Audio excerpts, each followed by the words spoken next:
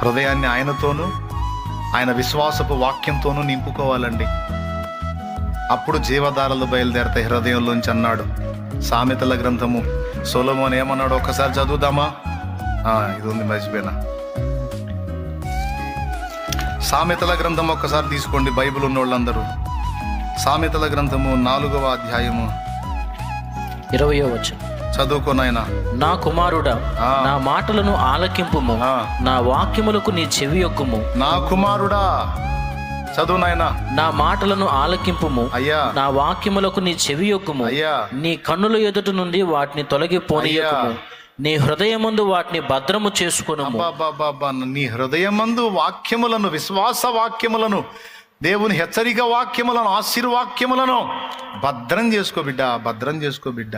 దొరికిన వారికి అవి జీవమును, దొరికిన వారికి అవి జీవం నాయనా. వారి